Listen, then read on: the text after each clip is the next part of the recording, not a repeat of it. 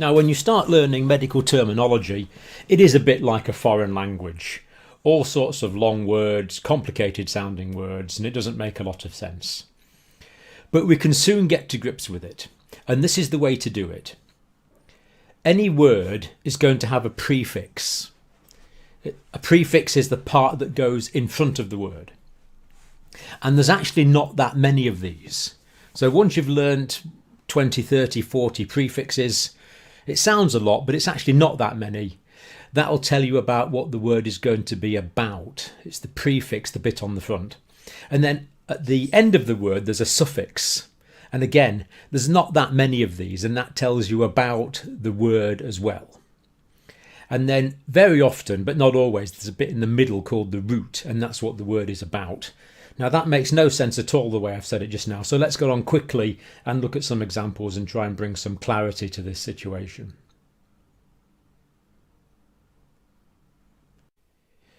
Well, the first prefix we want to look at is hypo, when we see hypo in front of a word. Now hypo, P-O, po, is under the bed. Pos are under the bed. That's one way to remember it if that works for you. If not, hypo low, it rhymes, hypo low. So this is derived from the Greek word for under. So whenever we see hypo at the front of a word, it means lower than it should be. Because as you probably know, many parameters in the body are tightly and homeostatically regulated to be in the just right zone, not too high, not too low. And if they go below these physiological limitations into the pathological range, it's called a hypo. So hypo means abnormally low. So prefixes in front, suffixes after, root in the middle. And here we see two words, hyperglycemia and hypoglycemia, written out in black. Now we already know that hypo is low. Anytime we see hyper in front of a word, in other words, anytime hyper is a prefix, that means high, abnormally high. So we have a homeostatically regulated physiological desirable range of a particular parameter. If it's above that into an abnormal situation, it's hyper. Now, if we break the word down here, hyperglycemia. So you can see I've written hyper in red. That's the prefix. It's too high.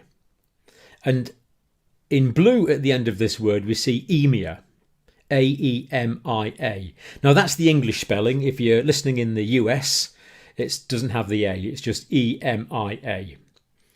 But emia means in the blood. So I don't know quite what gly means yet, but I can see that there's a hyper which is high, and I can see that there's anemia which is in the blood. So something is high in the blood. And actually the gly there, G-L-Y-C, is glucose. Glucose is the only sugar that will be present in the blood. If other sugars are absorbed into the body, the liver converts them into glucose. So when we're talking about blood sugar, we're always talking about blood glucose levels. So hyper, high, gly, glucose, emia, in the blood, hyperglycemia, prefix, red, root in green, suffix in blue. The whole word is hyperglycemia, high levels of sugar in the blood. Abnormally high levels of sugar in the blood.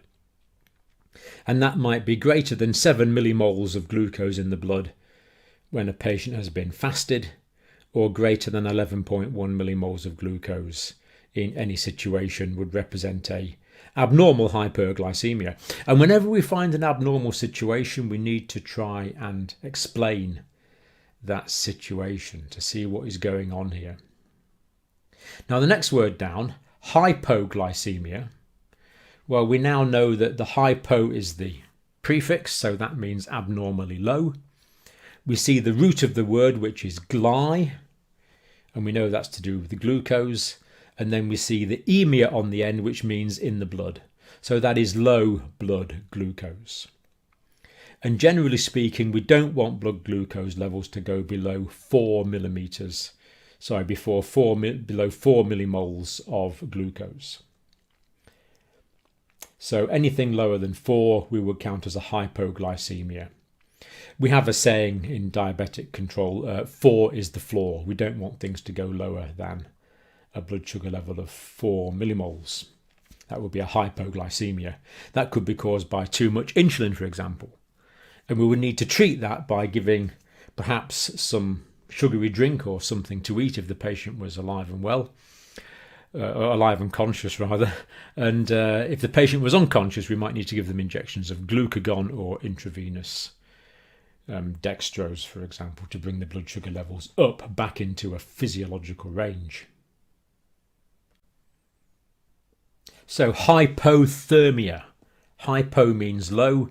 Thermia is to do with heat or body temperature. So hypothermia would be an abnormally low body temperature. Now body temperature does vary a bit throughout the day, and it's often lower overnight, for example. So there are some variabilities in it, but we would normally describe a hypothermia as any time the body temperature is less than 35 degrees centigrade. Although you'd probably be feeling pretty cold when your body temperature was 35.8 degrees centigrade or something like that. But hypothermia will call anything less than 35 degrees centigrade. In that case, we would want to take steps to warm the patient back up again to get them back into the physiological range for temperature. Hyper means high, thermia means body temperature, so hyperthermia is an abnormally high body temperature. Now, if people are unwell, if they have bacterial or viral infections, they can develop what we call a pyrexia or a fever. They become febrile. And in that case, the body temperature will be increased, so technically that is a hyperthermia. But normally we use the term hyperthermia to talk about an abnormally high body temperature when the set point of the hypothalamus is set to normal levels. In other words, the patient doesn't have particular tissue damage, doesn't have a viral or bacterial infection which is inducing a higher body temperature. So we'll call a hyperthermia an increase in body temperature when the set point of the hypothalamus is normal. And we can define the level at where hyperthermia starts differently. Some people say anything higher than 38.3 degrees centigrade. But certainly if someone's temperature is up to 39 degrees centigrade, they would be hyperthermic. And I would be getting concerned anything above 39 really. And by the time someone's temperature got to 40, I would be very concerned and would want to bring it down as a matter of urgency because they could be developing heat stroke. And these are life-threatening conditions. In fact, everything we've mentioned on this page is a life-threatening condition. Hyperglycemia can cause long-term health problems, severe health problems. Hypoglycemia can be life-threatening over just a few minutes, a rapidly life-threatening condition. Hypothermia is life-threatening and hyperthermia is life-threatening. There's been a few tragic cases of soldiers on exercise who've developed hyperthermia. Exercising, walking up mountains, carrying packs and weapons, often in full combats, so the sweat doesn't dry. You see, the sweat has to dry or the body temperature can start to rise. So beware of the ambushes from hypos and hypers, and let's correct them and get them back down to physiological ranges before they damage the people under our care. Now, there's a word here I haven't come across before. Hypoalbuminemia. Well, hypo actually means low, and emia means in the blood. So this must be low levels of albumin in the blood. And I do remember that albumin is one of the plasma proteins. In fact, it's the most ubiquitous plasma protein produced in the liver from amino acids, and it's the one that gives the blood a lot of its osmolarity, a lot of its oncotic pressure to suck fluid back in from the capillaries. So hypoalbuminemia must mean low levels of albumin in the blood. And of course, this is exactly what it does mean. And if patients are hypoalbuminemic, because they're not able to osmotically suck back in the tissue fluids from the interstitial spaces back into the blood, then these patients can often become swollen with edema, they can accumulate tissue fluid. And you might have seen these awful pictures of children with big blown up tummies when they've got protein deficiency. This is because they're hypoalbuminemic and they can't suck the fluid back in from the tissue spaces into the intravascular compartment, and therefore become edematous because of the hypoalbuminemia. The treatment, of course, is to restore the amounts of protein in the blood, and in malnutrition we can simply do that by giving them protein to eat. Hypothyroidism. Hypo, low. Now when you see ism on the end of a word, ISM, that means a condition of. And thyroid is the thyroid gland in the neck that produces the thyroid hormones, the T3 and the T4. So hypothyroidism is low thyroid condition of, literally. So a condition where there are low levels of activity in the thyroid gland, giving rise to low levels of thyroid hormone in the blood. And this condition of, we know it's a condition of because of the ism, a condition of low thyroid. And we can treat this by giving artificial thyroid tablets. That's usually fairly straightforward to treat as long as it's identified. And the hypothyroidism would normally be diagnosed by analysing the amount of thyroid stimulating hormone or the amount of thyroid hormones in the blood. So the converse of hypothyroidism is hyperthyroidism. Hyper, high, thyroid gland, ism, a condition of, where there are high levels of thyroid activity for whatever reason.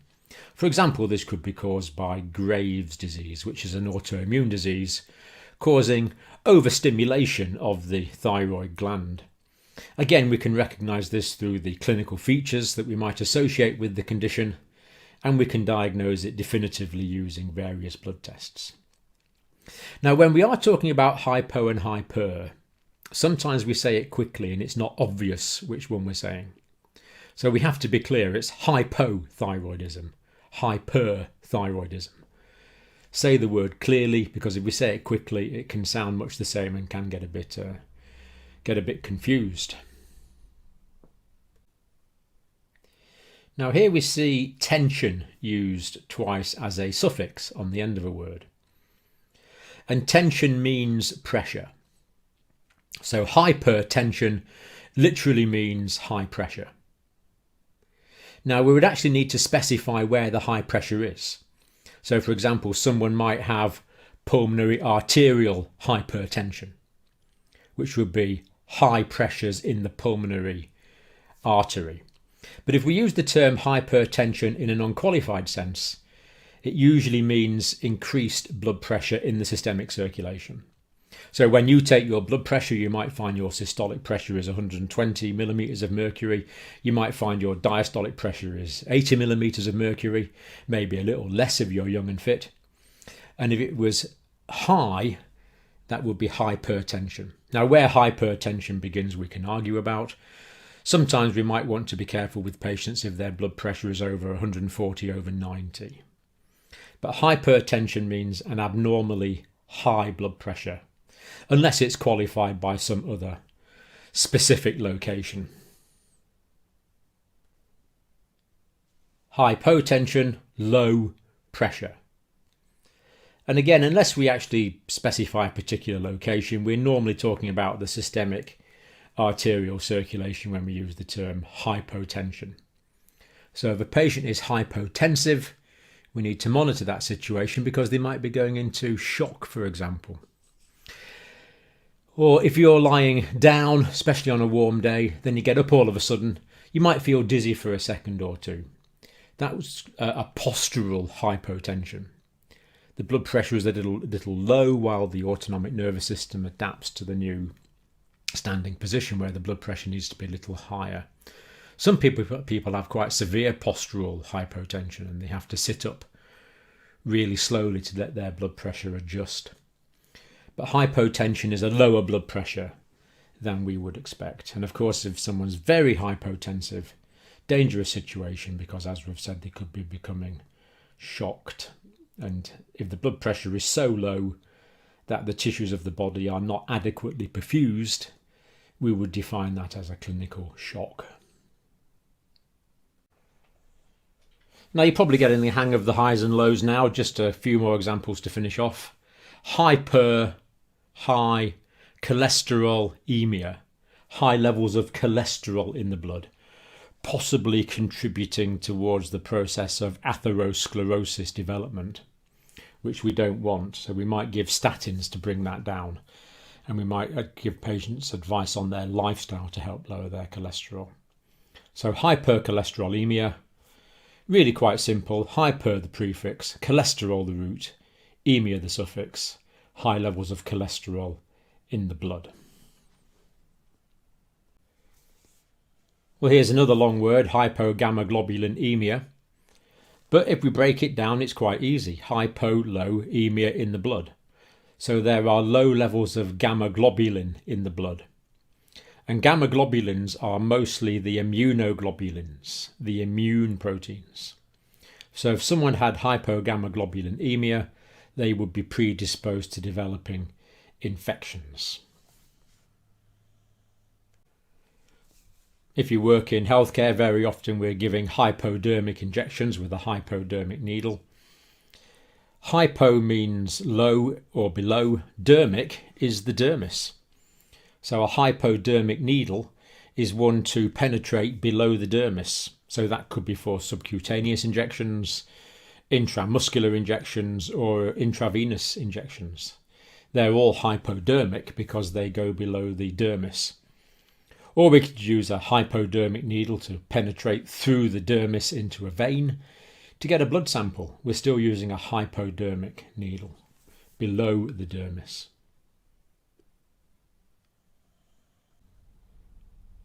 Hyper, high, activity, just the English word. So hyperactivity is where there is an increased amount of activity. And if this is increased to a pathological or abnormal situation, that could be called a hyperactivity disorder. So what we've done here is we've taken words that can initially look a little bit complicated, divided them into prefixes, suffixes, often with a root in the middle. And if we look at it in those terms, once we've built up a little bit of a vocabulary, we can work out what the words mean. So anytime you see a new word, if you don't understand it, don't let it go past you, just maybe quickly write it down. Then later on check on the prefix, the root and the suffix, and you should come to understand the meaning of a very wide vocabulary of medical terminology relatively quickly.